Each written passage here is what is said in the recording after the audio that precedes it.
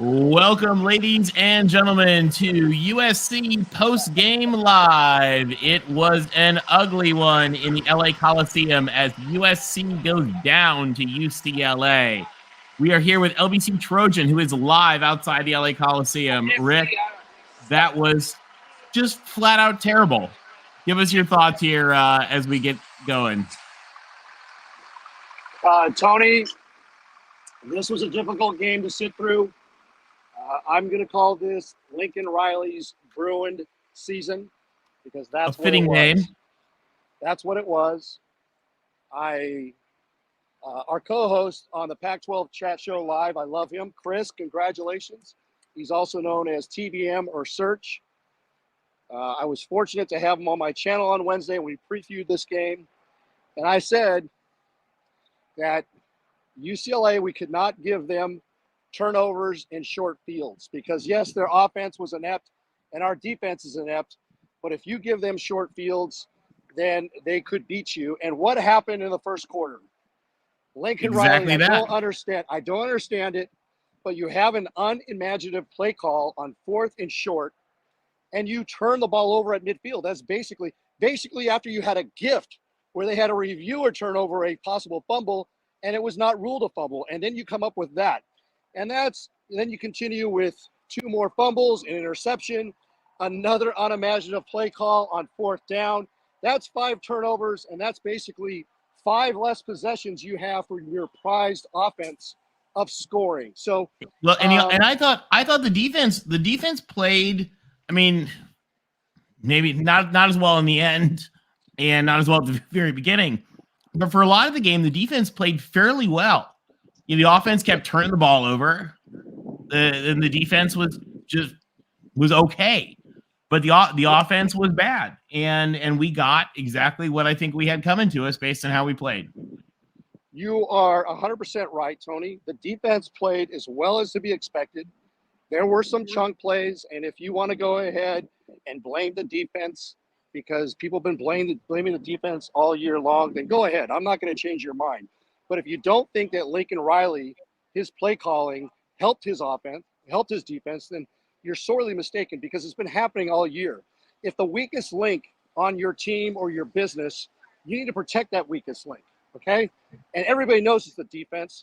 So you are the head coach. You call the plays. Be creative. Why did it take Marshawn Lloyd so long to get the ball? I don't understand. Don't understand that. Also, another thing that's been overlooked all year long is special teams. Okay. No, and Rick, I have said the entire season, and I know there are people in our community who disagree with me. I think we need a special teams coach. I thought it was unacceptable that we didn't have one. I've said that all year. Absolutely. And the problem that you have with no special teams coach is you're putting it all on Zachariah Branch. You have to have players that know how to block, how to block for the return game. And how to kick. And that happened late in the second half. There was a penalty on special teams would put us deeper in our own territory. Little things like that add up. What happened to Dennis Lynch? I don't know. How does he miss a field goal? That first extra point on UCLA's touchdown, I mean, that thing was in slow motion. How do you not continue and actually have a chance to block that extra point? These are little things. The margins are very narrow. Nobody really pays attention to special teams. But when you're playing in a rivalry game or against a better team, it shows up. And it was special showing up teams today. Matters. And just to be clear to our folks in the chat, Coach Riley's not going anywhere. So keyboard warrioring about it isn't going to help. So just we can focus on next year, but he is our coach for next year. Yeah, there are serious questions, Tony. Well, there's serious changes that need to be made. As you know, this was the last Pac-12 game at the Coliseum. We're going against a sitting duck head coach, and I had Bruin fans that were texting me saying, "God darn it, we're scoring too much. We might have to keep Chip Kelly now." And I said, "Hey, he's your Clay Helton. We've been through that before. We know that." Well, I mean, that's in all honesty, it's very possible. Our gift to the Big Ten community, our gift to you is that Chip Kelly will be coming to the Big Ten for sure now. what? All of our warts showed up today. How we go into the Big Ten without an offensive or defensive line, without a running game, and a lot of things that have to be corrected by next year. And it starts on December 4th. Actually, it starts right now. You're going to have to work. You're going to have to work the transfer portal. You're going to have to work this class, high school signing class. You're going to have to change your philosophy, and that's what the defensive coordinator. They need to pay. They need to get Jim Leonard or Manny Diaz. Make him an associate head coach. And if Lincoln Riley doesn't like that, well then, I'm sorry, Lincoln Riley, but whenever teams have won championships at USC, the defense has been a lot better than it is now. And you've had your 2 years to show up and show out, and you haven't done so. And I'd like to hear what people in the chat think about that. But if you know, Lincoln, like Jim Leonard and Manny Diaz, those are two guys that many will say will have an opportunity as a head coach in college. Maybe Jim Leonard as a defensive coordinator in the NFL or head coach in the NFL. You got to pay him whatever it takes, because USC is going to need to play defense. They're going to need a coach that's going to come in, be an architect who's going to go ahead, and they're going to tackle and punish in practice. And if Lincoln Riley doesn't like that philosophy, well, then a conversation has to be made with leadership, with the Jen Cohen, with the board of trustees, with Carol Folt. But there has to be a different direction, because this has not worked.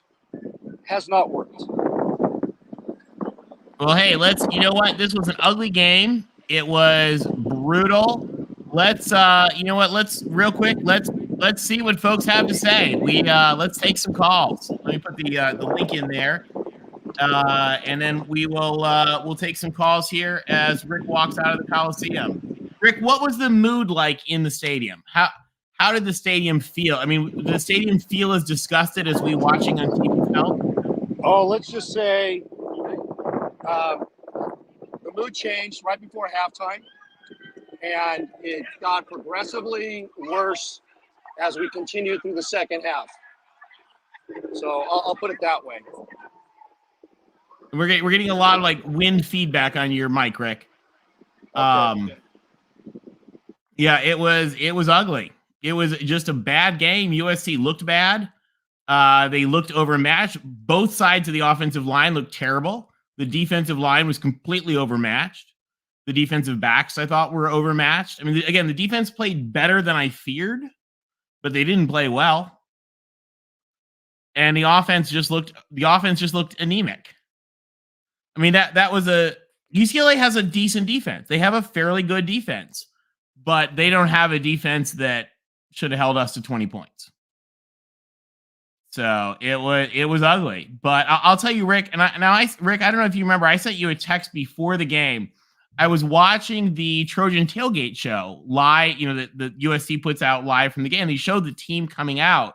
I thought the team looked flat coming out of the locker room. Like, I mean, they're going to the UCLA game, right? And there was no banging on stuff. It was just like, they looked like they were walking into Costco. Like, I think I was more fired up walking into Costco the other day than they looked like they were coming to take the field in the Coliseum. That was a great point, because I was sitting with my friend and he made the same comment. He, like 5 minutes into the game, looking at their sideline versus our sideline. So you can tell who this game meant more to, and it meant more to UCLA, and they played like it, and they took, credit them. They cashed in on every opportunity they could, and USC was giving them gifts. Hey, this is the last Pac-12 game of the year. We're a great host. This is the Coliseum.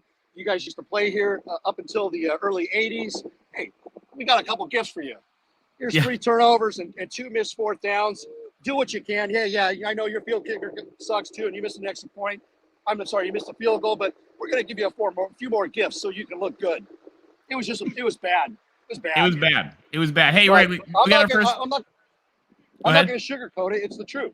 And if people want to sugarcoat it, and I'm sure there are certain fans out there, they're going to blame the defense. But if you can't see that this starts at the top, and I've said so even last year at the Utah game, Tony, and you're probably sick of hearing that, but something didn't seem right with Lincoln Riley's play calling. And now we just finished his 26th game of the year. And I believe he is 17-9. But check this out. Out of his 9 losses, he's lost to UCLA and Notre Dame. That's 2. He's lost to Kyle Whittingham. 3 That's times. 5. So 3, that's 5. And you lost to Oregon and Washington. That's 7. 7 of your 9 teams that you've lost to, which means you have a lot of cupcakes on your schedule. A lot of those wins are empty calories. So well, and not only that, Rick, but one of the things that has really irked me throughout this whole season is Coach Riley not taking responsibility for the clearly miserable team play. And saying, "Oh, we're real close to being undefeated," when we are not. And one of the things that really irked me was hearing him say that. I mean, we are very close. This team is very close to being 4-8. Very close to being 4-8. Absolutely, Tony. Yeah, take some questions. I'm gonna get. All right, hey, I'm gonna get some USC reaction right now. So all right, I'm gonna mute you real quick while you get some reactions. Right. We got Russ Campbell joining us. Russ, talk to us. Where does USC go from here? Yeah, man. I mean, I'm with Rick. This is, I don't understand how it always seems like Lincoln Riley wants to come out and listen. I mean, I get our offensive line is a disaster. I get our secondary is a disaster. But today, very clearly, was a day where we could have leaned on our defense a little bit more. We could have approached this more like an NFL game. I mean, listen, I grew up playing soccer. I ran a club team when I was in the military, and you play the same teams over and over again. And me and my buddy who ran the team, the night before, we'd be out drinking and we'd be sitting there talking about, oh, we're playing Cadillo Gallos tomorrow. We're playing FC Broads tomorrow. We're talking about the lineup and how we're going to organize the guys. And it's like, what the hell? I don't get what Lincoln Riley's doing. This, I wrote down for posterity's sake where UCLA's starting field position was on their touchdowns.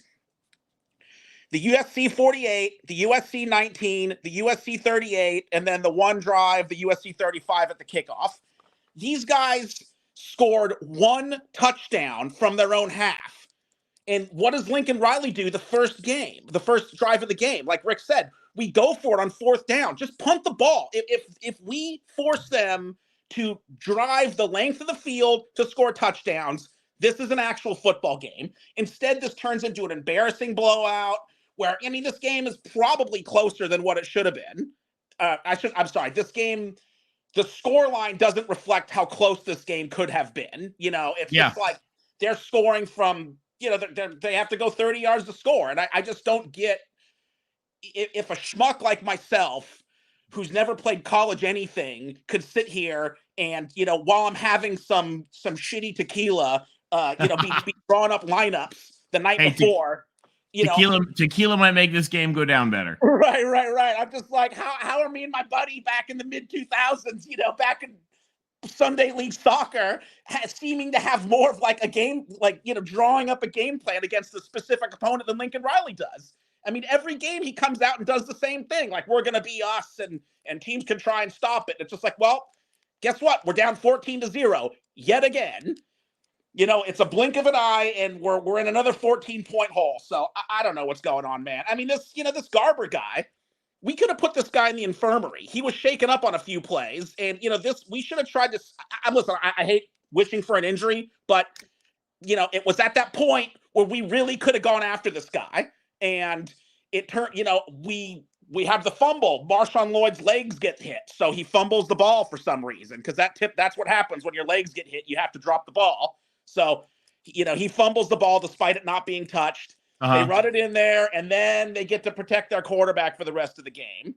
Well, and Russ, so where do we go from here for next year? What do we do? What do we do immediately to start to turn this around? Yeah, we have to hire a good DC. We have to hire a DC, and he has to be given some control over, like, we're going to practice this way. We're going to practice hard. We're going to practice tough. I called in a couple weeks ago, and this has been going on at SC for a while. If we go back to when Lane Kiffin was coach during the sanctions, if you remember, there was like 3 or 4 years where we didn't practice live tackling drills hard because we were afraid we were going to get We didn't have the injured. depth. Yeah, we didn't have the depth. So, this has like been a problem that we've never really recovered from.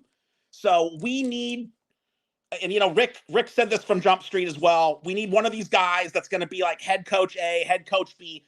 I don't care if Jim Leonard's here for 2 years and he goes to the NFL. I don't care. If he builds a culture where someone else can come in and take over that culture, then it's money well spent. We don't need I agree. We don't need a 7-year promise from one of these guys. I don't care if they use us as a stepping stone. Good. If they can do so well here that they step on our shoulders into the NFL, you know what Jen Cohen should do? Hey, you want to come here for 2 years and go to the NFL as well? Come on. Let's have our defensive coordinator spot be a conveyor belt, be an escalator to the NFL. I don't care. Like, I'll take that. We have bigger problems if our coordinators are doing so well that they're going into. Let me just add a thought here, Russ, real quick, and let me get your thoughts on this. I want us to not take any defensive coordinator that's come from the Leach coaching tree. I think we need something. I think we need to move on from the Leach coaching tree of defense. I completely agree. There's no rule anywhere that says that if you have an air raid-ish offense, that the best your defense can be is like top 50. Like there's no law anywhere that says you can't have a top 10 defense and have a top 10 offense as well. There's no rule anywhere. I checked the rules later. Alabama showed us for many years that you can have both. Right. So I completely agree. Yeah, we need to do a culture and a defensive teardown, and again, Lincoln Riley just needs to take a long, hard look in the mirror because he's managed these games severely wrong all season long. And like you guys have both stated, like Tim has stated a million times, this is he never sits back and like, like just cop to your mistakes, my dude. Like this is like, this idea. Just lean into it. Because the thing is we all saw it. Right. We all saw the game. Yeah, I mean, just because, okay, so I've never coached Oklahoma. Like that doesn't mean that we can't see the mistakes you made with the benefit of hindsight. Like, this is crazy. Like, so I don't know. Hopefully we'll get there. Yeah. Hey, Russ, thank you for giving us a call. Glad to have you. Absolutely, guys. Thanks for having me as always. Fight on. That was a great call. Great call. I agree with him 100% on every point. Yep. All right. We've got Adam who is going to tell us, unfortunately, he is not a Lincoln Riley fan. Hey guys. Adam, Riley is not going anywhere, but tell us how we fix it anyway. All right. Well, thanks for having me on. I promise I'll be brief. Right. We're always glad. We love having you. I love part you of the guys. family. I love the show. Thank you. You're part of the family. I mean, look, I went to SC, man. I'm an alumni, and I graduated in '97. So I'm a real big SC football fan, and I think Riley is the problem for a couple of reasons. I don't think he's a good manager. The people that he hires, like Grinch, are not good. And number two, I think his philosophy about football is flawed. He's all about offense, and he's all about no defense. And we saw that at OU, and we're seeing the same thing manifest here. I also have a feeling, and I can't say this for sure, that Riley is a little bit of his personality is a bit problematic. He seems to be someone who thinks he's always right and very resistant to change or different opinions. And I think the combination of those three makes it a problem. So here's my suggestion. My suggestion is hire Lane Kiffin. Lane knows that he cannot get the recruits at Ole Miss, and he wants to go. So before A&M gets them, I think we should hire him and wish Lincoln Riley the best. What do you guys think? Rick knows that I said before we were hiring Lincoln Riley that one of my sort of regrets is that we had Lane Kiffin before he was ready. Right. And quite honestly, we forget Riley's really young. And when we think back to, for those of us who've grown up around sports and grown up around coaches, I think about my dad's first few years as head coach, my uncle's first few baseball teams, and you think back and you're like, okay, could we have that 94 season back? Just because coaches mature and coaches grow. I personally think that this will be a year of good growth for him. I think we have the department team. I mean, we have the team right now running our athletic department that went from like the Jimmy Lake mess to the Kalen DeBoer success. So, I mean, I think we have people that know what has to be done. I mean, Ed Stewart is helping run our football department. Ed Stewart was the big, probably should have been commissioner of the Big 12. If he was, they wouldn't be partnering with the WWE right now. So, you look at that, like, I think we have some of those people, but probably there's some learning. I mean, our job is hard. To be USC coach is hard. And there's probably a lot of learning that goes on. Yeah, just my guess. I agree with you, but I just feel like Lincoln Riley has shown over several years, dating back to his days at OU, nothing changes. His defenses are consistently bad, and his hires are bad too. I mean, I think we made 3 mistakes. I think we should have hired Urban Meyer. I don't think we should have hired Riley, and I think we should have got Lane Kiffin. But going forward, Tony, I say Lane Kiffin is the guy. Hey, I have to disagree with you on that. I like Lane Kiffin.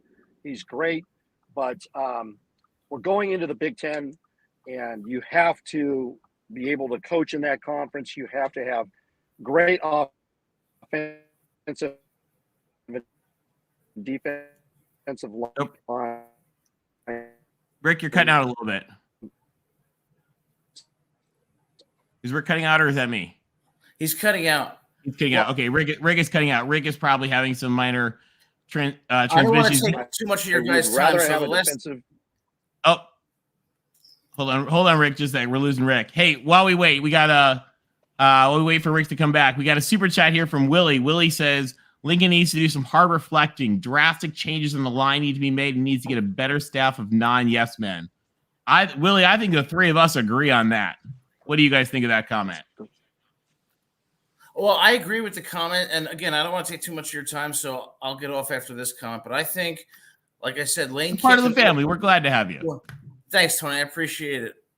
Or someone has to drive to Seattle and kidnap Pete Carroll and get him back at USC. So, oh my God, don't tease me with that.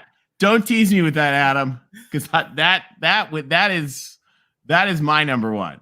Yeah, me too. Me too. Well, thanks for having me on the show, guys. Thank you. Fight on. We'll see you soon. Night. See ya. All right. Hopefully Rick will be back with us here in just a sec. Once again, we have an ugly game here. USC goes down to UCLA 38-20. The victory bell is going to be repainted blue. It's going back to Westwood. An ugly game, Rick. And to you guys, we would love to have you. Let me put the link in the chat again. We are here to hear what you guys think. Where does USC go from here? Tim will have his therapy sessions for the family, but we want to know where we go from here. Oh, here we go, Rick. Yeah. Charles Michael Sinclair says, hire Chip Kelly. No. Thank you for your contribution and the good laugh, though. We appreciate it. The Tony, Bruin family likes that. This is, I mean, you should have seen. Okay, first off, I asked 5 different groups of Trojans, if they'd like to come on and share their thoughts. Nobody wanted to come on, and I wasn't about to bring a UCLA Bruin fan because, like, UCLA Bruin fans, they it's like they woke up drunk in Vegas and somebody left them $500, right? And they just went to the tables and they walked away with $6,000. That's how lucky the Bruins feel. Like the look on their face, they were like stoned and high all at the same time. I mean, they were playing with house money in the Vegas casino, the Coliseum, and they've won nothing for past 20 years. And guess what?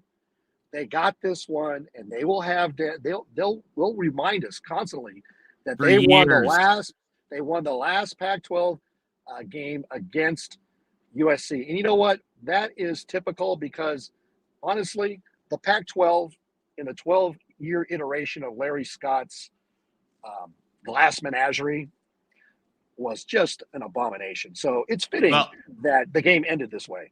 Well, let me give you another fitting thing. So the last 2 years of the Pacific Coast Conference, yes, you guys remember the Pacific Coast Conference was before the Pac-12. We lost to Notre Dame twice, and we lost and tied to UCLA. So There we you go. end the Pac-12 in misery, just like we ended the Pacific Coast Conference in misery.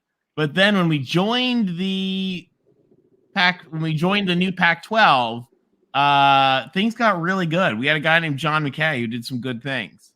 So we end the PCC in misery. We end the Pac-12 in misery. I have a question for the chat. Who is the better quarterback? Evan Garbers, Bryson Barnes. Ethan, you don't even know his name. Oh, I was thinking of his brother. Okay. No, Well, there you go. That says everything right there. We're not even All right. really sure which of the Garbers brothers it is. Okay, Ethan Garbers. It could be one of a couple. I think there's like three of them.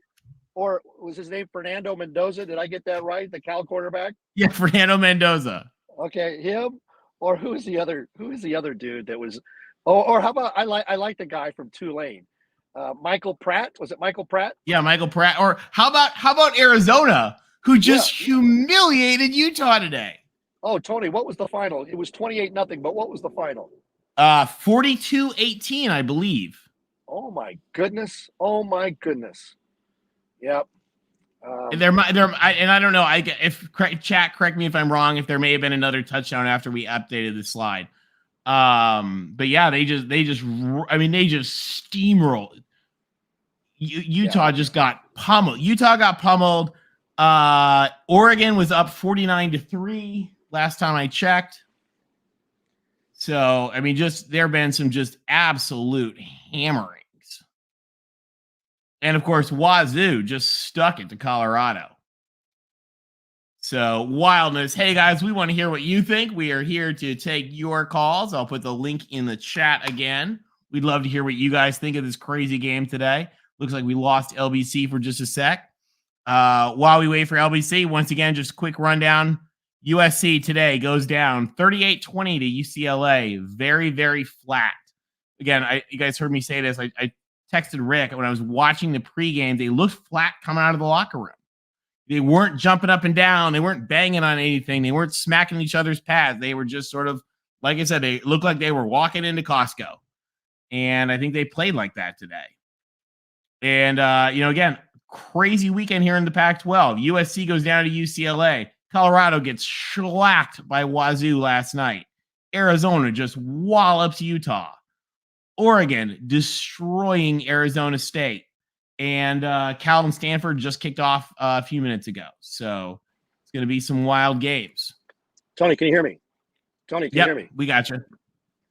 All right. So I can't believe this. And I had to double check it right now. But USC, and you can't blame this on the defense, but USC had a total of 3 rushing yards in the entire game. I saw they were at 4. And I left with 4 minutes left to go in the game to make sure that I could get online right after the game. And we lost a yard. So UCLA had 199 yards rushing, which is probably about 40 more yards.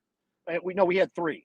So UCLA was giving up like 70 yards rushing. So we rushed for 67 below what the number 1 rush defense team in the NCAA was giving up. And Rick, can I tell you a secret? Yeah. Sack adjusted. That's still garbage. Oh my God, it's ridiculous. And that tells you the offensive line issues. And we had So sack adjusted. That's still garbage. I'm waiting. You always the writers will always be like, well, sack adjusted. It was blah blah blah. And I'm like, guys, writers, it was garbage. Hey, we got a couple more callers. We got friend of the show, LBC Robbie. Robbie, what's up, where does USC go from here? I don't know. When you have one of those feelings like I did all week, and I just didn't. I can't believe how not upset I am right now, quite frankly, because I just coming. You saw not even that, Rick. The first 3 minutes of the game, or it was just it's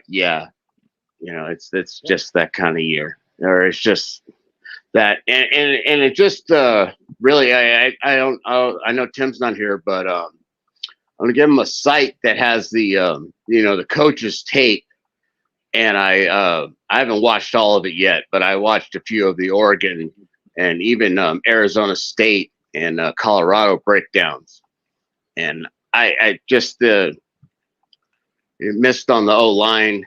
I really do think I remember last year I just was so shocked they got the O-line together right so quickly, and then when you think about it, Caleb did escape a lot, so maybe we were just a little, maybe we were ahead of our skis, so to speak, and missed. The big difference last year was the number of turnovers. We had just right. that, but that's like saying, that's like going in a lot of ways, that's like going to a casino and saying like, I got a great system, I always bet on red, and last time I was in Vegas I won a fortune. Like, I mean, no, that's literally what it is. And it is. I mean, there is a skill to takeovers, but we take takeaways, but we were way above that. I couldn't agree more, Tony. And the other thing I think is just that all of us have said, if you really haven't, if you go think about it, if you want to go Dion's biggest thing in Colorado today, it's whatever they did at halftime at that game, because the USC offense has not looked the same ever since. It just hasn't. And everything's been sputtering. We're struggling. I think the ball doesn't come out on time. The right side of the line is I'm not going to trash kids. The kid wearing T-Bone, or Tony Vaselli. Sorry, he was called T-Bone when he was never mind. Whoa. It just really sucks to see, that number against UCLA give up. I mean, I counted 4 sacks, and when you see them, guys, I know, Rick, I know you were there. They are bad, and they are really, really bad. And just, God, but Travis Claridge, my good friend who died, rest in peace, wore that number. That was hard to watch. It was hard to watch. I'll tell you what, Robbie, question for Robbie. What did you think of the play? What did you think of the play call by Lincoln Riley early in the first quarter? USC just fumbled the ball, but they reviewed it. It was around midfield, and it wasn't a fumble. We get the ball back, 4th down. Do you go for that 4th down at midfield? Do you agree with that play call at that point? No, I don't. I know what goes in. Or sorry, Rick, I don't know, but I'm a little familiar with what goes in the play calling and the down and distance and field position and game possession and stuff. So I really try not to question that stuff, because those guys have watched the stuff for 50 more hours than I have. So, and I'm sure they saw something on that they said they liked. But I agree. I guess I would say, I'm aggressive. Like I guess Pete Carroll is just my closest thing, and I think there's a time to go for it. But for example, like that Brandon Staley with the Chargers, that's too much, dude. You don't go for it on your own 20 when you're down the thing. You just I think there's the Madden player experience now that we can get it every time. Kind of you're seeing that in coaching, and Lincoln Riley being one of the leading contenders of that. But to answer your question, Rick, yes, I disagreed with the call. All right, hey guys, Rick, go ahead and have a question. Hold on. Yeah, here's why I disagree. Because it's early. You don't need to go for that. The weakness of your team is the defense. Why do you want to put your defense on an island? The other thing is you have a weak offensive line, and UCLA is known for their defense. That's their strength, their defensive line. Okay? Now, hindsight's 20/20, but we knew we weren't going to run much against these guys. We ran for 3 yards. Why are you putting your defense, your weakest link, out on stage by itself at the beginning of the game? You don't trust your offense enough? Why do you want to go behind? If you lose, I mean, that's like basically sitting at the table. You got 13 blackjack, and the dealer's got 19 showing. You're going to hit on that? Come on, you're going to hit on that, but you're operating from a point of weakness. You don't do that. The game has just started. Rick, I'll do you one worse. Oh, sorry, Tony. I was about to say, Rick, I'll do you one worse on that. They ran to the right side. Yeah. You're right. All right. Let's say we got a couple quick super chats. Play call, the execution. Yes. Rick, we got a couple super chats here. First Boy Meets Taco says, at this point, he thinks Lincoln Riley's either incompetent or negligent. He says the players quit today, clean house now. I agree with you. I think they kind of quit today. Did they quit? I think you saw it, too. I think it was one of the first times we guys talked, and I said, one of the things SC has, the one thing Pete could never get rid of, like once or twice a year, was that, hey man, we in the paper, we number one, we're feeling ourselves. And like to a lot of the most of the players on this team, the Alamo Bowl is nowhere near as important as the combine or what, or their I don't even know how it works now. But it's just priorities of 19-year-olds. Yeah, so Tony, I don't want to say quit, but I agree with you. But at the time, that's the thing when you have expectations that are maybe were little under, I guess they were unrealistic when we, like Rick said, unfortunately, hindsight, sucks. But the thing with the O-line, I think the coach, like they asked in the beginning of the year, why are they shuffling? Why are they shuffling the thing? And I really couldn't tell because the goddamn Pac-12 network, you can't see. It just like, no, I know no coach wants anybody to shuffle a line. They want a cohesive unit. So the only reason you see in and out going is because someone keeps screwing up and they keep, all right. And then obviously no one's taking the position if that's happening. So I knew that was a bad sign. I guess I just didn't want to believe it. All right. Hey, one more question, then we'll move on. We got a couple people waiting. Sorry guys, we'll get to you guys that are in the back room. We'll get to you in just a sec. Nathan, thank you for the super chat. Nathan wants to know who starts at QB next year. Is it Miller? Is it Malachi? Or is it going to be person X? Give me your thoughts real quick, and then we'll bring in Jesse next. Okay, I'll go.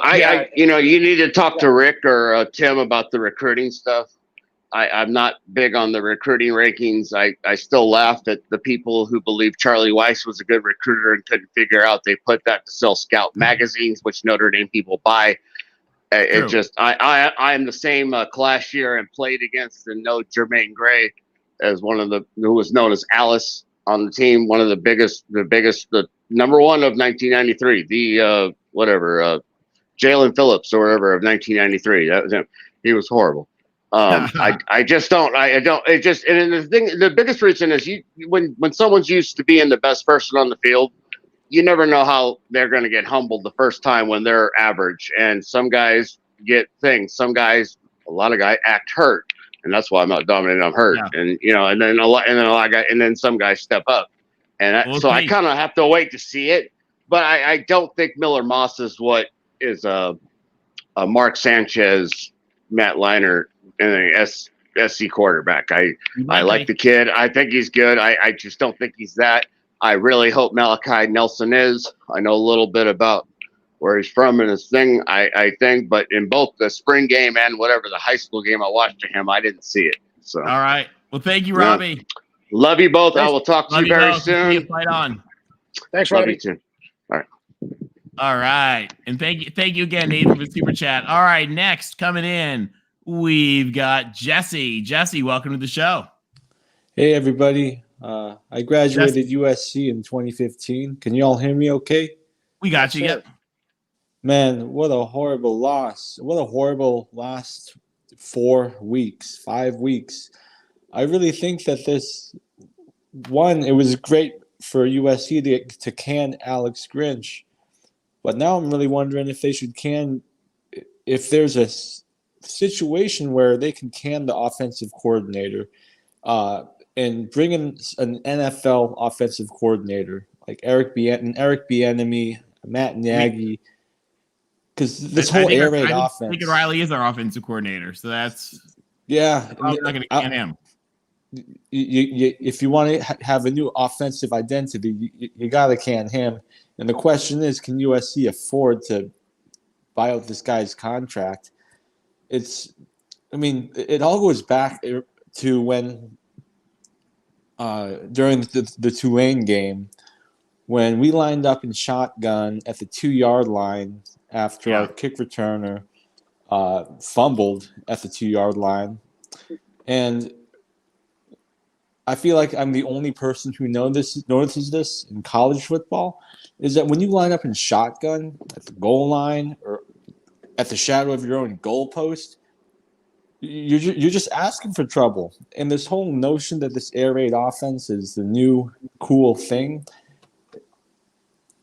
Let's look at the teams who've won national championships. None of them have run this pass first air raid offense. USC's got to get back to running the ball and being physical on defense. It's tried and true. I like it. Hey, we got Tim has just joined us live from the game. Tim, what are your thoughts on that? I don't even know where. Listen, I appreciate you being upset. Yeah, after a game like this, after a season like this, a lot of people are very emotional right now. There's one thing that you watched today. You watched an offense without an offensive line. Caleb was running for his life the entire game. So it sees any offense is going to look terrible when you don't have an offensive line. There's been issues all year on the offensive line. This is nothing new. It's the same thing we see on the slide going all the way back to Notre Dame, right? Turnovers, short fields. Going back to second half of Colorado. Going all the way back. Turnovers, short fields, easy points for teams. Caleb running for his life, right? And then just the inability, the second, and on defense, you got linebackers that not only are they taking the wrong gaps and can't shed blocks, they're getting lost in space on coverage, breaking down on the linebacker playing this game. A lot of people are talking about it. The defense today was a big part of it was the linebacking play was pretty bad. And they're lost in space. But I'll tell you, I think you, Rick and Tony, you guys are saying the defense, this is on the defense. Do you guys realize that can't remember exactly what it was, but they were 14 of 21 on third down. You can't, and this is a very bad UCLA offense. Yeah. I know. Absolutely. This is a team loss across the board. I respect your opinion. I totally do. But when you have offensive play calling that can't execute 2 fourth downs, you have 2 fumbles, an interception, that is not on the defense. That is on the offense. Another thing, in the second half, they got a couple of long plays to get the ball. I think it was to the around the 10-yard line. They handed the ball off to Marshawn Lloyd. He gets like 4 yards. It's 2nd and 6. And I'm like, keep on running the ball. Run the ball to score. And what do? They call 2 pass plays. There's no offensive line play. And Caleb gets sacked 2 times, and you have to kick a field goal. That is not on the defense. That is on the offensive play calling. That is just one example. As I mentioned the first time, Tim, I don't know what your thoughts are. Well, Why are you going for it on 4th and 1? You know, when you just tempted fate and you fumble the ball. Yeah. So that is not on the defense. Let me add in. Yeah. You put your let me add in. One of the issues I have. Run the damn ball. Yeah, run the damn ball. I agree with you guys both, but let me just add one more thing. We know the defense is bad. Like, we know they're not good. That's not a newsflash. But one of the things is we need the offense. We expect the offense. This is supposed to be one of the best offenses in the country. One of the best offenses in the country needs to be better than 20 points against UCLA. Well, I mean, hold on, Tony. This is one of the better defenses in the entire country. I knew it was going to be a low-scoring game. I said, if you watched the show earlier this week, I said this is going to come down to turnover ratio. You know, the turnover is going to be the amount, and who gets sacked more. Strangely enough, you're looking at they only give 1 sack, I think just 1 sack in the first half. But literally the entire game, including the first half, Caleb Williams was running for his life, you guys, and they were rushing 4. This offensive line is an absolute mess. And what we thought was going to be a strength of the team, we bought into the whole idea that the offensive line, you know, we're going to fit in some pieces here. We already got a good core in place. It wasn't, and it was an abject failure. Next to the defense, especially the defensive linebackers and secondary, next to the offensive line has been the biggest disappointment this season. I don't know what you guys think about offensive coordinators, but we literally have one of the best in the game. So anyone out there saying the play calling's bad or this, that, we'll see. You know, you guys, it's clear to see that we have an inept offensive line. Football starts up front. If you can't block, you are not going to. It's not going to matter what play you call. It's going to fall apart because your offensive line can't block. All right, hey Jesse. Sorry, we've been talking over Jesse. Jesse, give it. Where does USC go from here? Boy, well, I honestly think they should really I would hope that with Caleb Williams most likely going to the NFL, they're going to be breaking in a very young quarterback, likely in Malachi Nelson. And they're going to have to lean on that run game and develop a run game. And I can count on one hand the number of times I've seen USC line up with more than one tight end. Most of their personnel groupings, at best, in terms of strength, is 11 personnel, one tight end, one back. Most often, you either have the tight end split out wide, who can't come in as an extra blocker if the offensive line is having a bad day. And in terms of the run game, if you had a second tight end, you line up in 21 personnel, two tight ends, one back, you might have a little bit more success in the run game.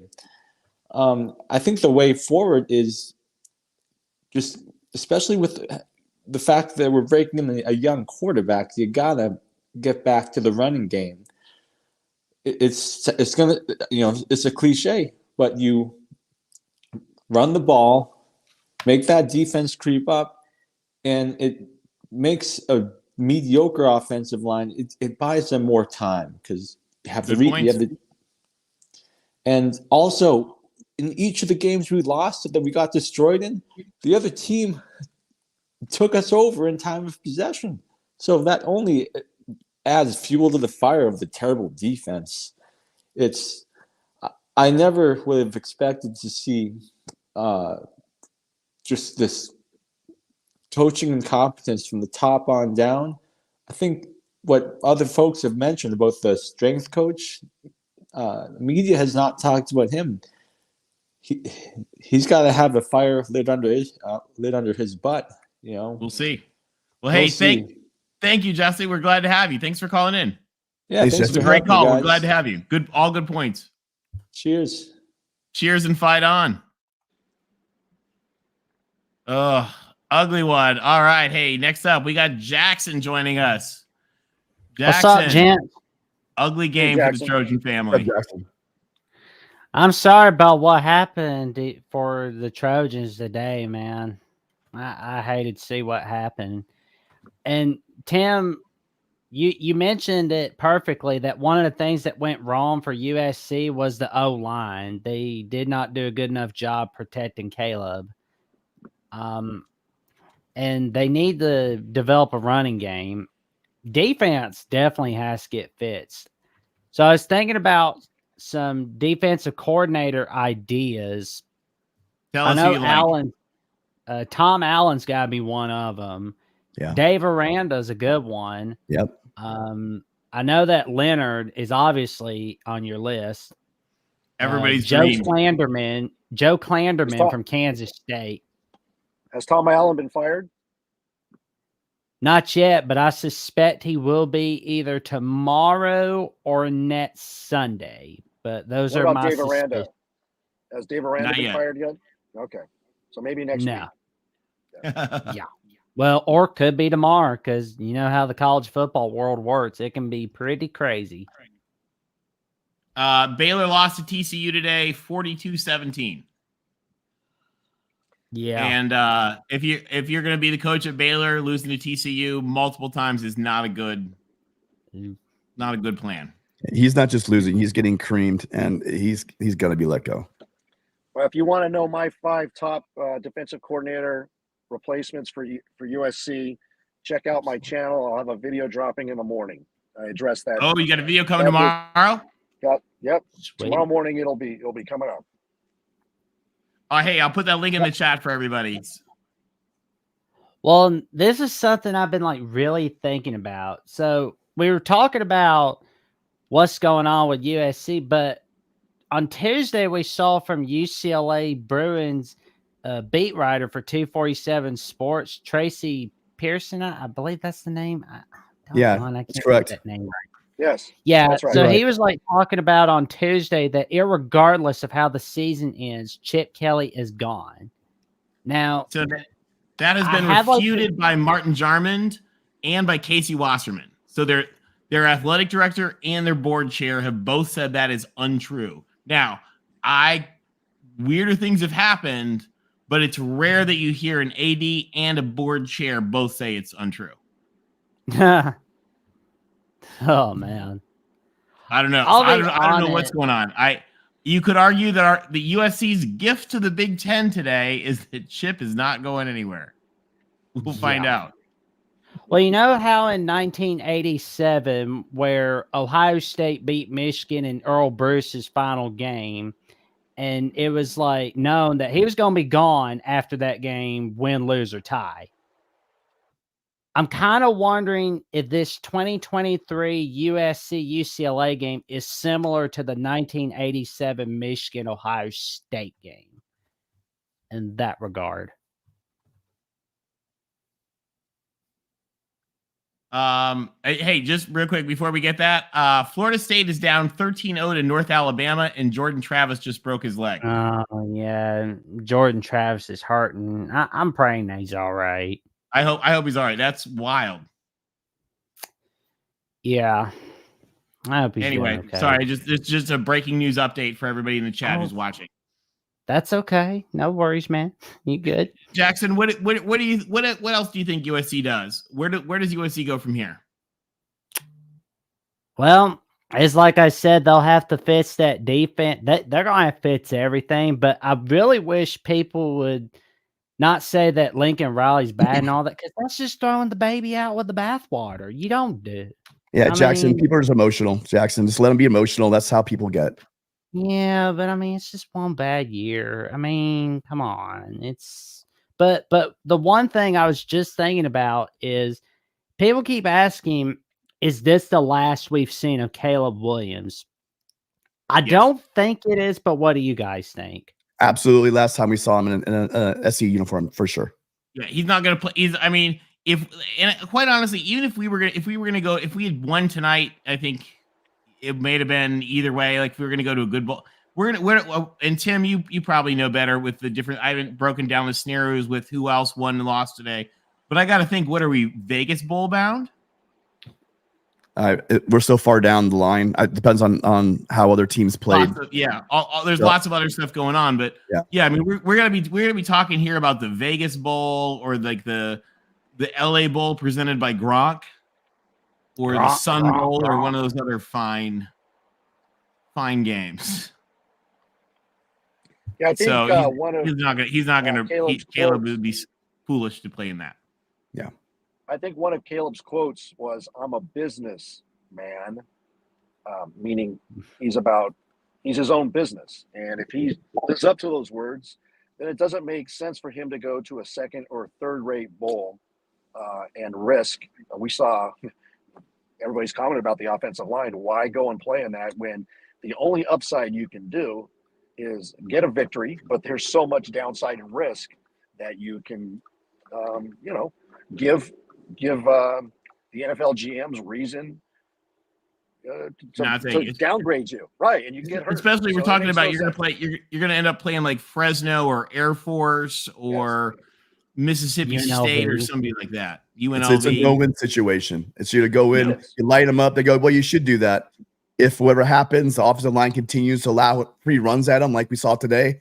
And then he goes down. They say he can't make his reads or his progressions because he has no time to throw the ball, which I've heard people say, which is, again, absurd. There's no upside for him to stay in the game. No.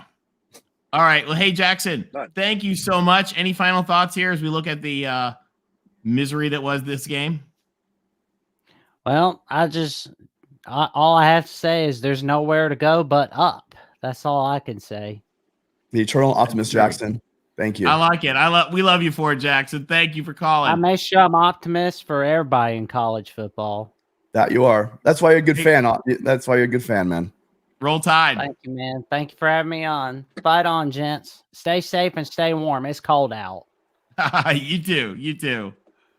Oh, thanks, Jackson. All right. Next up, we got LV Live. LV Live, welcome to the show. What's going on, people? Fight on from the East Coast. Can you guys hear me? We got you. What an ugly game. Loud and clear. Hey, listen, man. This is old saying, right? Sometimes you got to destroy to rebuild, right? Yes. And that's what tonight felt like. If they would have won, it wouldn't have worked because then he can do his spiel and say, "Oh, we're so close," right? So now you can't say So that. now you say you can't say that, but I haven't seen the post-game press conference. Right. To No, know. Tony, you're right, Tony. Sarcastically, you're right. I'm just teasing. But we know now he can't pull wool over our eyes anymore. You can't excuse my French. You can't piss on us and tell us it's raining. You can't do that now. That's right. Now you can't do that. That's what this does. The issue is that, listen, man, look, he rolled the dice and took a chance on Grinch, and this is what happens. The problem in life is that, as you guys know, when it's never personal, it's just business. You never bring friends, family, anything into a place of business. It never works. I don't know why. It's just the law of the universe. I don't know why. It just never works. And when he took a gamble last year, everyone knew this is a bad move. This is a bad move. You do not do this, but he took a risk.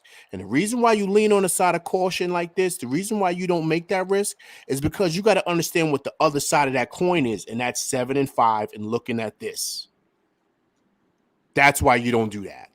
And so this is a big, big learning, example for him. Like we've stated before, he still is very, very young. But what he's going to have to do, because now there's no more excuses. Now it's no more coach talk. He's got to clean. When I mean clean house, he's got to bring Clorox, bleach, and everything. He's got to clean it all. I agree. From top to bottom. He has no choice, and he has no allies here. Grinch and everybody's gone. He has nobody. So now we're going to see, is he able to really, because we know the offense is good. Listen, let's not kid ourselves. The guy's an offensive genius. It's not a joke. We understand with this. But what we saw tonight was we saw a team that just quit. They just did. So that speaks to something different than X's and O's. Well, and I'll tell you, I don't know if you heard me talk about this earlier, LV Live. I watched the pregame. I always watch. USC does a great live show with Jordan Moore and Keely and usually Max and that whole gang. And when they came out of the locker room, they looked flat. They looked like they were going into Costco. They didn't look like they were taking the field to play UCLA. Really quick, Tim and LBC, were you guys there? Yes, sir. Okay, so based on, because it's totally different on TV. What was the body language when you guys seen them coming out, warm-ups? Did they seem off? It didn't look out of the ordinary to me at all. It looked pretty similar to how they normally look. Didn't more jacked, didn't look less energy. It just looked like they normally look. Okay, and with that being said, Tim, that's the issue, right? That's even worse. That's even worse because now there's no signs of it. Now it's just bad. Yeah. If it's to the point, Tim, where you just saying, listen, they look the same as they always look, and they're even worse. That's why I say the Clorox bleach. That's why I throw that out there. There is a question of the fact that, again, number one, you have a new coaching staff from Oklahoma and around the country, Texas A&M, etc. Michigan. They don't. Nobody. You don't have any kind of like maybe Taylor Mays. But beyond Taylor Mays, there's no real tie to this rivalry to pump them. There's no Marv Goo. There's no Ed Ogeron. There's no hey, this is no Baby Blues coming into the Coliseum and taking care of us. There just isn't that guy. So at that point, I agree with you. And this is not just any other game. It should never be any other game. I'm sure that Riley knows about Bedlam. I'm sure he knows about the Red River rivalry. And I'm sure he understands these kind of things. This is the same kind of crap. And you're right. They should have been jacked. Different coaches handle the stuff differently. They think that maybe, no, I'm not going to make it more important than it is. Other guys say, yes, we get emotional and pumped up for it. I will tell you that the UCLA guys, they didn't seem like they were too jacked, but they looked like from first snap, they looked like they were on a mission. They looked focused. If I were to say one word about this season, my biggest criticism besides units is the lack of attention to detail, the lack of focus. I feel at times this team kind of goes into a lull. And that starts from coaching, but also comes from guys on the field. You need that guy on the field that's going to get guys jacked up like a Cushing or a Maualuga, right? Guys like Sewell Cravens, who's going to wear their heart and their love on their arm and their sleeve, and they're going to make guys say, okay, this is bullshit. We're Trojans. We need to step it up, that kind of thing. Right, because my main motive that as well. Absolutely, because my thing, I was so excited. I wanted to hit Tusk. I wanted to hit Tusk so bad because that's what I was motivated by after the end of the game. But that didn't happen. But remember, let's go back, okay? I want to go back. Tim, you said this weeks ago. Let's go back now. You said, how can't these guys tackle? You learned this in Pop Warner. You learned this, Tim. Yeah. You said this weeks ago. So this is the basic stuff. So you're repeating the same stuff you said back then, just the basic stuff that they just don't know when they're on the field. So that's why I say, like, now there's no excuses now. Lincoln Riley has nothing else to say. We understand how great you are, yes, but it's what have you done for me lately? No one cares about last week. No one cares about last year. That's all gone. Caleb's gone. He's walking out the door. His first pick going to the Giants. I'm just letting you guys know. But anyway, so that's the thing. Yes. LV, getting to your point about the rivalry, Lincoln Riley addressed it in his Thursday press conference. A question was asked of him, and he said, yes, he understands this is one of the most unique rivalries because you have two D1 programs separated by a few miles apart in the same city, that these kids have been playing each other since youth football in high school. So, yes, he understands the rivalry. Now, that's one thing. But to prep somebody, Lincoln Riley is not an Ed Orgeron. He's not a fiery coach, a Marv Goo. That's just who he is. And you looked at UCLA midway through the first quarter. They could smell it. They could feel it because they saw it. When you're on the football field and you're going against somebody and you're giving it to them and they're not giving it back to you, you know. Now you know it. No, you know it. You know it. You know it. In any sport, you can smell it in the first 5 minutes. Yeah, you know it. You know it. Juice today. And I'm going to take it to you in your house. Yeah. Now, hey, sorry if I'm being emotional about it. No. But that's embarrassing to watch. Especially, absolutely. Right? You know what? And we were 5 turnovers away from winning this game. That's how close it was. 5 turnovers. Let me take that back. 3 turnovers and executing one of the 2 times on 4th down where we didn't convert. Come on. I mean, Rick, you nailed it. You nailed it because listen, I played, man. No. So you know, first 2 snaps, it's over. Okay, these guys don't want to be here. They don't want to play. No. And most importantly, what we've seen all year, they don't want to fucking hit. They don't want to hit. Football is to bring guy to the ground, slam him to the ground. It's not flag. It's not 7-on-7. And what I see is a bunch of 7-on-7 guys. That's what I see. And so part of that is because we don't own either line of scrimmage. That's right. That's it, Tony. That's it. We can all agree 100%. On there was no juice, there was no energy, there was no pump. But looking at their front 7, the way they could manhandle our offensive line, and the way our linebackers could not make a freaking play to save their lives. We could talk about juice. We could talk about this all. We on defense are not a sound fundamental team, like you said, going back to tackling, knowing your assignments, and then on offense, the fact that we cannot block a geriatric patient, let alone a front 7 like that. This offense didn't have a chance. Caleb back there was being a magician, but you could only do so much. There should have been like 6 or 7 sacks in the first half alone. You're right, and Tim. Because of who we have, there wasn't. The difference in this game, it was a lot of things. But the difference we're seeing is we don't have. The really biggest thing early in the week, I was talking to people, where's our Ray Malaluga? Where's our Cushing? Where's our Sua Cravens? Point me the guy of that quality on this team. None. Right. That bleeds cardinal and gold. Maybe Bear Alexander, but he's the closest thing. We don't have dudes. We don't have our secondary.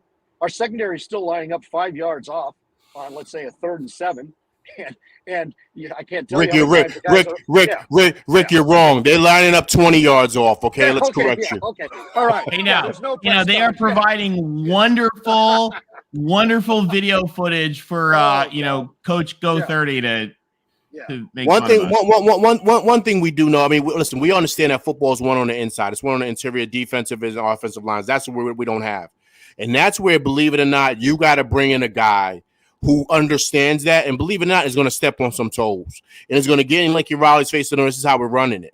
Because if not, you're going to have some soft guys up there. I want to use another word, but I can't. Let's just keep it G-rated. But what I'm saying is you have some soft guys up there. So you're going to have a guy that's going to come in here and step on some toes. I know people, we joke around about bringing back the old guys. But, Tim, to your point, you might need a Coach O to come in there they might give him like just to be in there to kind of be an analyst to help out. You might need something like that because to your point, what I do agree with, There's nothing. Where does Lincoln Riley's passion for these rivalries come? Do you understand the importance of playing Tusk after we win this game? Do you understand that? Do you understand the importance of beating Notre Dame at Notre Dame away? The importance of that. If you understand that and you bleed that, then you're going to say to yourself, no. We're changing things right now because this can't happen. So you're going to have to bring in somebody that's going to have to infuse that. I'm not saying he's got to say, okay, this is the plays we run. No. But like you said, Tim, and that's why I love like when you brought your dad on. Marv Gould was that. He wasn't X's and O's, but he was that. He got in guys' faces. He did the little things that really brought the camaraderie together and formed that brotherhood that I don't want to miss a tackle. You know why? Because Coach O is going to climb on my ass if I don't do it. So that's what has to happen. And also, we need somebody, I believe this, and I've said this repeatedly, we need somebody who understands what it means to go into Kinnick Stadium at night. We need somebody who understands what it means to be in the shoe and the big house and what happens in East Lansing if you're not prepared. What happens at Purdue if you're not prepared. How to go into a whiteout and stuff it. And that's what we have to be ready to do. Well, maybe it is a good thing because, again, look at the roster and look at the players. Look at the majority of starters. These guys did not get recruited and come to USC out of high school. So they don't have that passion for UCLA like some of the kids, like maybe like a Damani Jackson might have, or someone that was recruited by both schools, whatever. This is a different day and age, and these rivalries maybe with, I'm not going to call them mercenaries, but when you have guys that come along that weren't recruited back in the day, all the kids who were recruited by USC were recruited from UCLA and vice versa, and there was a huge heated rivalry between the two. But on this team, you might have nailed it there. Maybe that's why the lack of fire came from. These guys don't get what this game means. This might just be another game for them, and it shouldn't be. All right, LB, we got Craig. We got Craig waiting in just a minute. Give us real quick here. Give us your take on what do we do next? What's our first number one priority to get this team back together? First number one priority is to get in a defensive coordinator that's totally opposite of Lincoln Riley. And that challenges Lincoln Riley. And I mean, challenges meaning telling us something. A perfect example, there's rumors out there that he doesn't like to tackle in practice. Someone has to tell him, no, we are going to tackle in practice.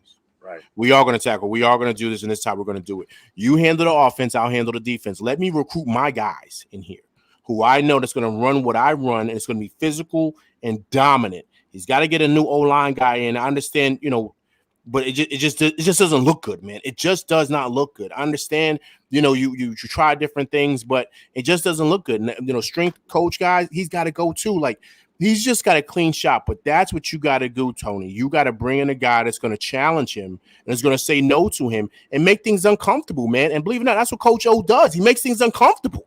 When I saw Kingston come out for the senior farewell and he wasn't suited up in pads, I just shook my mind. Oh man, I knew right there when I looked up on the screen and he was in street. He didn't have his shoulder pads on. I was thinking, oh, I don't know if I missed the memo on the fact he wasn't playing this game, but. I knew the right side of the line was going to be worse than because also too, Tim. I saw Lonnie Noah in there, man, and he looks big. He looks it, but he's not ready yet, man. He's not ready. He's just not. But I am telling you, they're going to be ready. No, I know. Fast forward like 9 months from now, these guys have already been in the conditioning program for 2 years. Paige, Talele, Banuelos, Noah, and Tobias Raymond. They're going to be ready. Losing Gino hurt us so bad, man. Yeah, losing Quinones did really hurt. Yeah. All right, I'm out of here, guys. Listen, thank you, fight on from East Coast. Fight on. Hey, thanks for calling. Hey, my guy Tim, feel better, man. No more screaming, Timmy. Oh, well, we'll see. We'll see it. I got a long night ahead of me. And by the way, go Giants. Go Giants. We'll see you. Thanks for calling. All right, next up, we've got Craig. Craig, welcome to the show. What's going on, guys? What's up, Craig? What do you think of this ugly game? Where does USC go from here? Man. Man. We need something, man. We need a miracle. Like, I don't know, man. But I think we need Manny Diaz, man. I think that's the only person that's going to challenge Lincoln Riley. But I think the rest of those other candidates, man, I think they're just going to come in and just do whatever he's gonna do. I think we need Manny Diaz. Either Manny Diaz or the other defensive coordinator from Baylor, bro. I think that's the only two guys that could challenge him because our program looks soft, man. Looks soft, looks uninspired. It just looks bad. Man, I'm just not feeling Lincoln Riley at all, man. I mean, I only heard about him, like maybe like, when USC was starting to hire him. I mean, obviously I heard about him Big 12, but I don't see it. I don't see no big wins that he beat anybody. I don't see it. I don't see it at all. I know we spent a lot of money. It's kind of unrealistic for us to fire him, but I just don't see it. And I also, like, I seen what the other callers said about, we need a defensive coordinator to come in here and challenge him, and he coached the defense while Lincoln coached the offense. I've been on a lot of football teams, and football teams don't work like that. It usually starts from the top down. So, like, if the top is soft, it's gonna trickle down and be soft. So I just don't see it, man. But I know we got some good recruits coming in. Like, we got the number 1 quarterback, 26th class, number 1 corner coming in. So we got some good players coming in. But the way this is looking, they're liable to fuck those guys up, man. So I don't know. I'm pissed. But, yeah. Tim, what do you think? There's a couple of things. One, the top defensive coordinators that we want are not going to come over to be Riley's lapdog. Also, you heard a lot of things from the Big 12. You probably heard a lot of stuff. Listen, if I wanted to know all about you, should I go talk to your ex-girlfriend that you left and dumped? Right? I mean, she gonna give me the skinny on you, or she used to talk a bunch of trash, right? I mean, if you're getting information from the trolls in the chat or the ones that hurt feelings from some the Sooner fans, look, it's not like your girlfriend can lie about everything. She might get the fact that you should have fired DC right. She'll get that part right. There's something she might get right, but most of it's a bunch of junk. I will say that he was a defensive coordinator at Oklahoma for probably winning 1 or 2 national championships. That's probably very true. If he lands the right defensive coordinator, this is going to be the big thing. This will define who he is as USC's coach, I think. Can he get and attract a top-notch defensive coordinator? Because USC is going to spend the money. And if it is where he wants to control everything, and then that is going to be a problem. Because a top-notch defensive coordinator is not going to come in somewhere where they don't have control of that side of the ball. The guys that we're looking at, the guys that we want to land, they are not going to yield a lot of power to Riley. They're going to want to run if they're going to come, they're going to want to run their defenses. So we're going to learn a lot about Lincoln Riley over the next couple of months. Yeah, I agree with you, Tim. And Lincoln Riley needs to change. And he also needs to hire a special teams coordinator. Yeah, what's up with that? He that keeps means saying he has to. I agree with you 1,000%, Rick. And if he needs to dismiss one of his wide receivers coach to open up that position, then so be it. Because you're neglecting 1/3 of your actual team. I mean, today was on full display that there's no special teams cohesion. You have to be solid in special teams, especially going into the Big Ten. Jim Leonard, who we're all talking about, was an outstanding football player at the University of Wisconsin, and he was also on special teams. He was a standout punt and kickoff returner. That guy was a stud in college, and he has an expectation. And Tim's absolutely right. Lincoln Riley has to yield power. The defensive coordinator's got to come in. He's probably going to come in with associate's head coach's title, and Lincoln Riley's got to be cool with that. In fact, I don't think Lincoln Riley is going to be making the decision. He's going to be told what is going to happen. And I think today, as well as the last 5 out of 6 weeks, is a referendum that, you know what? Things have to change, because this is not the expectation at USC. And there are a bunch of people that are online that were at the stadium. Tim, you heard it, you saw it, that couldn't believe what was happening. And they made their voices heard by leaving early. I mean, let's face it. When you turn the ball over, we've seen this show before. You knew it was a game against a team we were not going to put a lot of points up against.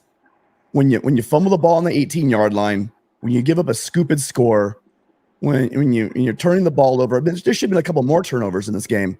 You're not taking care of the ball. You're just not going to win. They spotted UCLA 14 points. They really did, and there's just no excuse for their play on the field tonight. Yep. I agree with you. All right. Hey guys, we've been on for a while. I'm going to put the link in the chat. We've still got Craig on right now. I'm going to put the link in the chat again, kind of a last call here for folks, because we do want to hear from you guys. If you want to call in, this is the time. You can call in using your camera phone with the QR code or with the link in the chat. And if you're watching afterwards, please, by all means, give us a comment. One quick favor, guys. Everybody watching, I know it sounds dorky. Everybody asks it. You guys just click the like button. It makes a huge difference for Mark and the community. Well, If not you're just the watching like button, today- you guys. Not just like button, but down in the corner, the bottom right-hand corner, there's a subscribe button. That's actually even more important. Hit that subscribe button. We're trying to get up to 4,500 subs. That's our next benchmark. We're really close to doing it. If everybody did it, we would hit that mark tonight. So if you could hit that subscribe button in the bottom right-hand corner, we'd really appreciate it. Makes a huge difference. Thank you guys for doing that. We appreciate it because we're here. We love being with you guys, and that helps make it possible for Mark and the channel. So, Craig, looking at what do you think of us? We're going to head to a bowl game. It's going to be a suboptimal bowl game. Is it something we can use to turn around and help kind of launch the team to a new future, or is it just going to get ugly? I think it's going to get uglier before it gets better. I don't see anything good coming out of the bowl game. Like, our team just looks bad. And then Caleb's not going to play. But I think I like Miller Morse, though. I don't know. It sounds weird, but I think when if Miller Morse plays and Caleb Desai doesn't play in the bowl game and Miller Morse plays, I think he might give the spark that we need. Like, I'm looking forward to him next year, Miller Morse. Like, the freshman, I'm not really looking forward to him, but Miller Morse, I'm looking forward to. I like how he played spring game early in the season. Like, I think it's crazy to say like a Heisman quarterback can't give it to us, but I like his energy. Like we don't have nobody on our team that gives us any energy. But from what I've seen this year, like he gives the genuine energy and love for USC. Like he's a USC guy. And everybody else just seems kind of like individuals. Like he's like a USC guy, and like I'm excited to see him play. He is a good USC guy. He's a really good guy, according to my friends who know him. Well, hey, thank you, Craig. We're glad to have you. Thanks for calling in. All right, man. Thanks, guys. Thanks, Craig. Craig. Thanks a lot. All right. So here's a big question. Can USC get up to play in a lower tier bowl game if they can't get up to play in Caleb Williams' last game at the Coliseum against their rival UCLA? I don't know. That's, I think, on the coaches. Can the coaches challenge their manhood to say you have to stand up and play like you are capable of? So I think it's on the coaches. I tend to doubt it. Yeah, I tend to doubt it. And we'll find out. Hey, real quick, thank you to LBC Robbie, just gifted a USC Voice of College Football membership. There's all kinds of great benefits. So thank you guys. Thank you for that, LBC Robbie. We appreciate that. And we got Robbie. a super chat here. Boy Meets Taco says, I miss the days when nobody wanted to play us. Those days when even SEC schools would decline. How great was smashing Ohio State 7 times in a row. I hear you. I remember like not even being like caring that much because Ohio State was coming to town. We ran them off the field, 35-9? Those days are what was it, Rick? 35-3, but who's counting? 35-3, exactly. Hey, next up we got Deshaun joining us here. Deshaun, welcome to the channel. And once again, last call, everybody in the chat. We there are other games on, but we want to hear from you guys. So I just one more time put the link in the chat. Deshaun, what'd you think of the game tonight? What's going on, guys? This is my alias name. It's Avery. Tim, what's going on? Tim, what's going on, family? How's everybody doing tonight? Hey, we've been better. Avery, where do you think USC goes from here? Man, Craig must be my up north brother because he's 100% right. I told Tim and Matt a week or two ago on the call that it's gonna take a whole new facelift, and it's gonna start with Lincoln. He's got to realize that he's got some issues and some flaws, and ultimately he's in his way. I know we kind of applied where Lane Kiffin is, where he's at as a coach, but look where he had to fail from, and I think that's where Lincoln is. What's really more questionable, and I've been saying this all along. What's more questionable is that Lincoln already set a precedent of getting to these games and not winning with the defense. Yeah. How do they solve that? Where do they go from there? Give us your thoughts.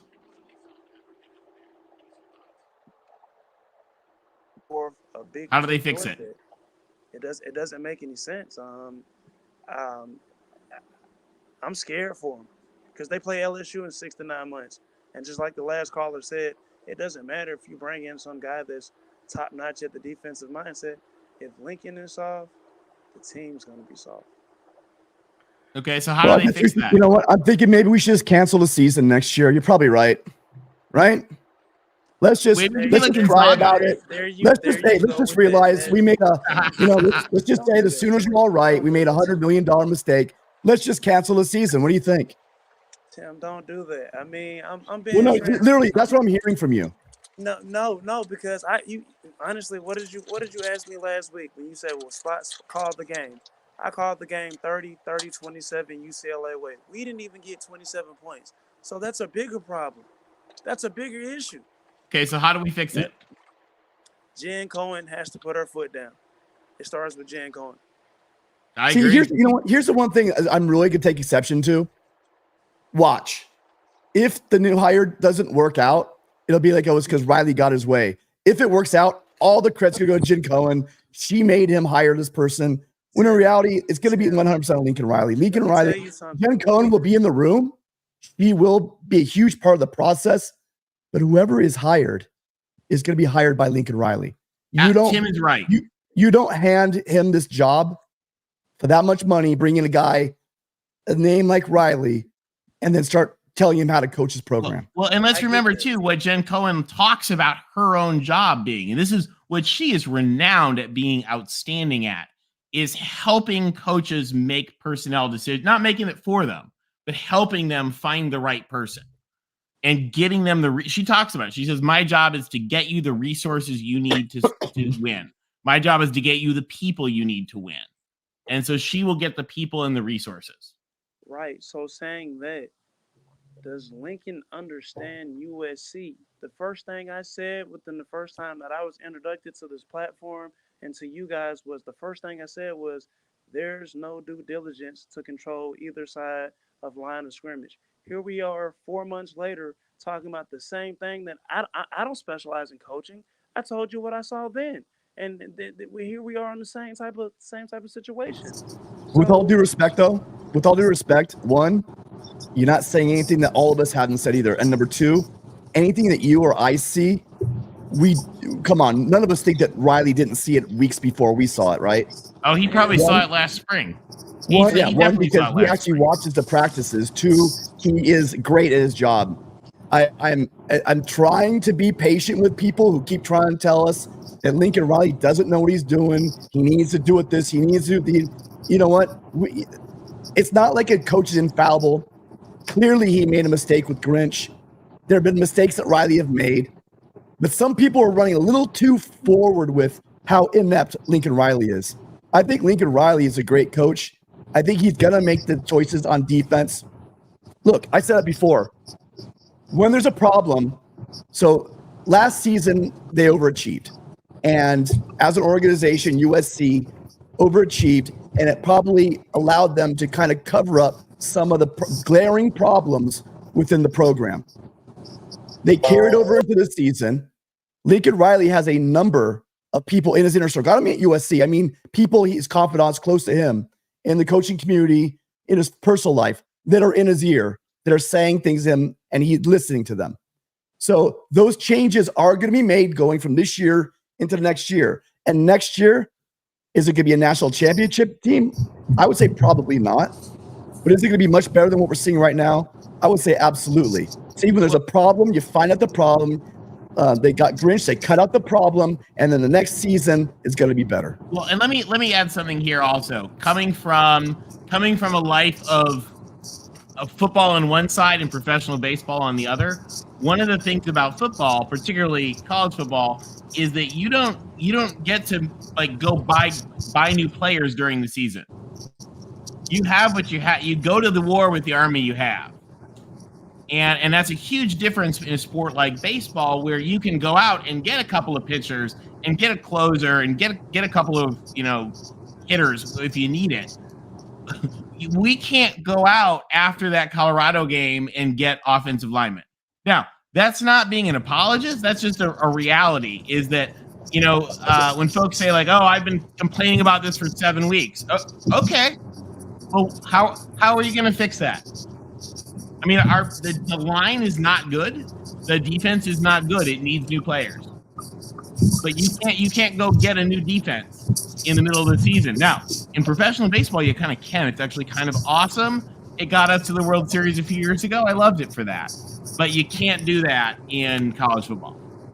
I respect that. So then you hold the people accountable for putting you in this situation. They went and got 3 players out of the portal, and they whiffed on all 3. So you hold them accountable for that. What do you want me to say? And then furthermore, then you hit the recruiting trail even harder, knowing that you didn't hit and do what you were supposed to do at the position of skill and identification. Like that's a loss on their part. They put us in that situation. Furthermore, you create countermeasures. I do like at one point of the season they did switch up, and the right side kind of looked better one game than it did the rest. But that shouldn't have been game 6 or game 7. That should have been game 1 and game 2. Trying to make that better by game 6 or game 7. Not saying that they didn't make the necessary switches or whatnot. It just seemed like everything was reactionary. There was never.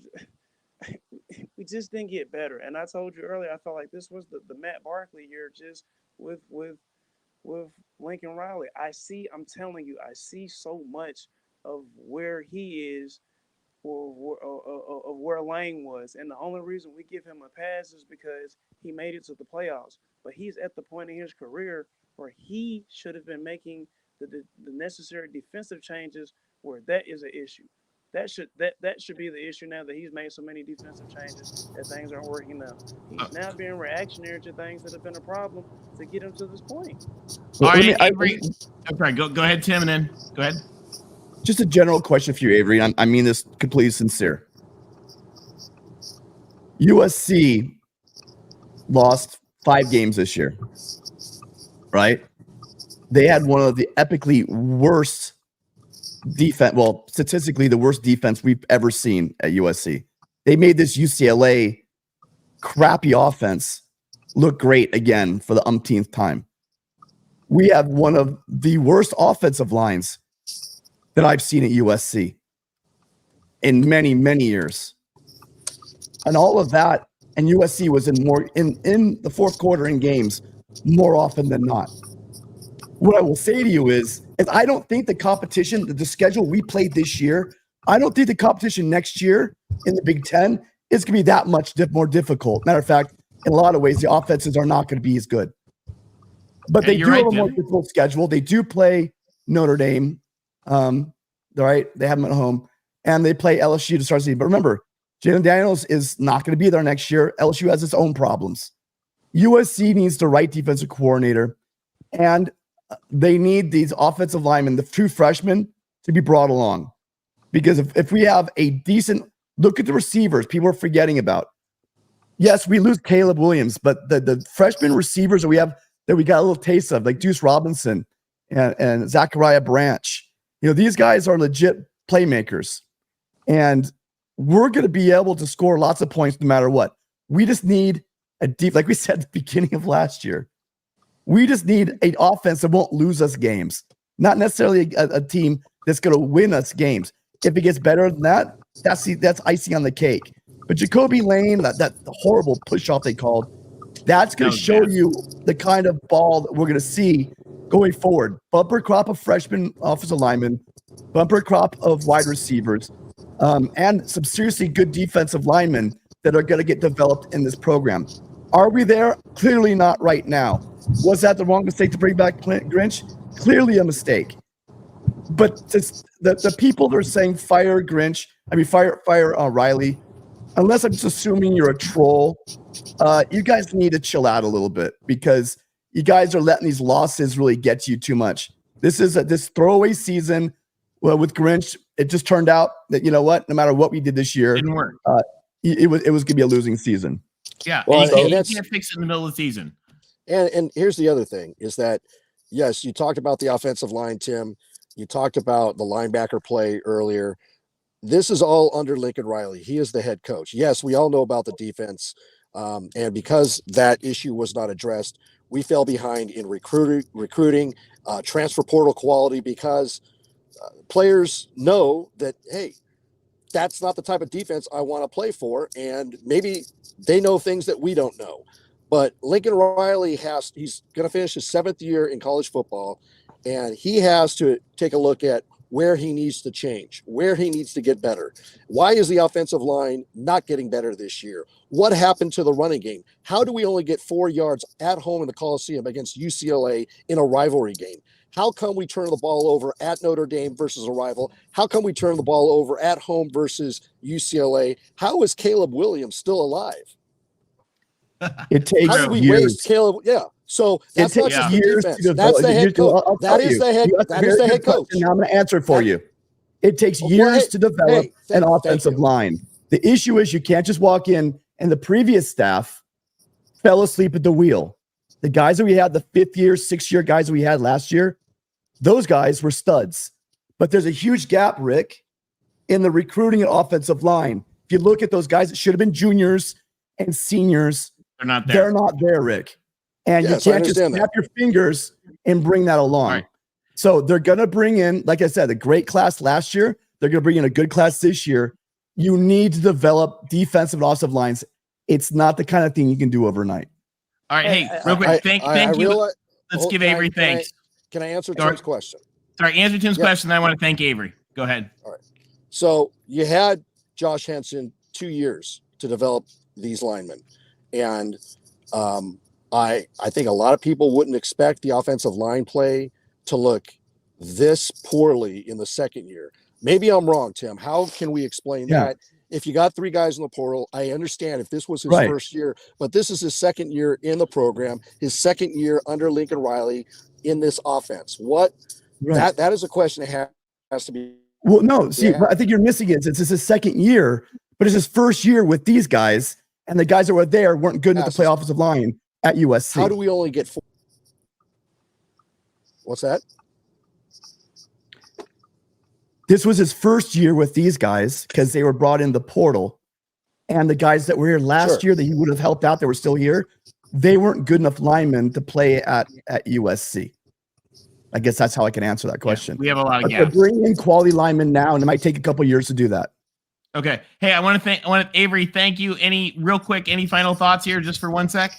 Yeah, you kept asking me if I had an answer or where do we go. Here's what I leave the 3 of you with, because here's the real answer, and this is what I think the answer really is. Tell us. Whomever the defensive coordinator that they bring in, they have to have a contingency plan for when he leaves, because he's going to be here within 1 to 3 years. Because if he truly hits the home run higher and gets the program fixed like he needs to, he's going to end up. He'll be gone. So I like it. I agree with you. They need to have a contingency plan in place, whether it be system from who he brings in or somebody close within a tree. That's what's going to be, and that's how it's going to get us back to where we need to be as USC football. And Lincoln needs to get in touch with his USC inner side to understand USC football. I like it. Hey, Avery, thank you for calling in. Yes, sir. Thank you, guys. We'll talk to you soon. All right. Hey, I want to give a thanks to Supermax1234 here. She brings up a good point. We should be recruiting in Hawaii. Kahuka, I actually don't know how to pronounce it. Kahuka High, where all the great players from Hawaii come. She's definitely right. Guys, real quick, so let's shift focus just a little bit here with the 3 of you, the 2 of you guys, as we get ready to wrap up here. What do we think about the bowl game? Is this a development opportunity? Is it going to be kind of painful and lost? What do we think about the upcoming bowl game? We know it's not going to be a good one, but it gives us 15 practices. Hopefully we'll have a new defensive coordinator at least starting to move in. Can we turn it into a positive? Well, it's not going to do much on defense, obviously, because we're going to have a new system in place. But it will be an opportunity to play some of the younger guys, get them some meaningful snaps, so the new corner can decide if these guys are good, what they're going, how they're going to fit into his system or not. On offense, it's going to be without Caleb. Therefore, you're probably going to see some other people that might sit out. So you're going to see some of the young players get an opportunity to play. I do think that the young offensive linemen that we've been talking about, they will get substantial playing time. It is, any practice, especially on the offensive side of the ball for these younger players, is beneficial. So, in the past, you heard people decline bowl invitations. That's great. You're too good for the bowl. Fine, you're too good for the bowl, but no team is too good for practice. I agree with you 100% because those 15 practices are key. And so right. it'll be a time. Maybe they can start weeding out some people. Say, hey, do you really want to be here? Maybe they can do some nut crunching and just say, do you really want to be in this program? Because I know there are tons of great Trojans on this team. And I know most of them, if not all of them, really want to win and have bought in. But there are some problems on this team, and they need to sort that out. And so these practices, I think, will be important. Oh, hold on. Rick, you're muted. Sorry, Rick, go ahead. I think some of those problems will be sorted out come December 4th because that's the first day of the transfer portal. I think the guys that don't want to be here are going to find an opportunity to move on. Not to say that those players that enter the transfer portal can't play in the bowl game, but most of the time they don't. And yeah, it's 15 more practices. You get to see some of these offensive linemen that have been in the program for a year. We recruited 5 great offensive linemen that are Rick, you're cutting out, I think. Developing right now. There you go. And they're going to get an opportunity as well as all the other start showing out as we go into spring camp. I like it. All right, guys. USC goes down hard to UCLA. It is ugly, 38-20. We get ready to wrap up here. Any final thoughts? Rick, you want to lead us off? Yeah, congrats to all the seniors playing at USC. Sorry that the game ended the way it did. It was a good loss in the fact that all of USC. Oh, are we losing Rick? He's freezing up there. And as we discussed, there you go. We're looking for a new defensive coordinator, and that hire is going to be collectively by USC leadership. Jen Cohen is going to make her first USC hire, and that defensive coordinator has to have an understanding and approval from Lincoln Riley that whatever he wants to have happen with respect to scheme, practice, players, all of that is going to be agreeable to Lincoln Riley. And Lincoln Riley just finished his 7th year. This is a big decision for him, and he's obviously going to be part of the hiring process. And again, check me out. I've got my top 5 coordinators on the LBC Trojan channel. They'll be dropping early tomorrow morning. And hey, we fight on, and we go to the bowl game. Thanks everybody for tuning in. Appreciate you all year long. We've got one more game. Thanks for tuning in, and we'll catch you later. Bye, LBC. Bye, Tony and Tim. Have a good evening. Tim, what are your thoughts? Well, playing UCLA and watching that defense tonight was pretty amazing. And it does give me some hope for next year because this defense last year, because of the tragedy of losing their coach who was ill, later on turned out that he passed away. And that team last year's defense was a mess. But with the right pieces in place and the right coach, let's not forget, there are some really good pieces on this defensive line at USC. They're going to be here next year. There are some good players on this team with the right scheme, with the right system, with the right coaching. That you can see a huge improvement from one year to the next. See, the thing is in life, there could be, I said earlier, the program could be good, it might overachieve, but there's some glaring issues going on. Sometimes all it takes is just cutting out that piece that's just causing just like the problem and just disrupting the whole thing. Removing that piece can provide the avenue to make something successful. And I think that you're going to see that next year. USC is going to figure this out. They've already done the first part. They've cut out the problem. Now they just need to replace it with the right piece.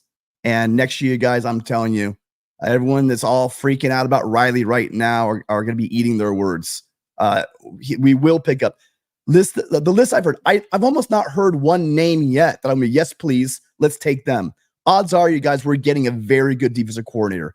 This is a highly thought of program, and getting a job at DC at USC is a launching pad for a head coaching job at a D1 school, a Power 5 school, if not an interview in the NFL. And that is what's going to lure a big name defensive coordinator to USC. And you'll see the difference from this year to next year by making one simple replacement. So fight on, guys, and let's figure out what we're going to do for a bowl game. Oh, tomorrow we will be most likely. So you have to make sure that you are subscribed to the channel down the bottom corner over there. Make sure you hit the subscribe button because we may or may not be going live for a call-in show. So fight on. Talk to you guys later. What an ugly night.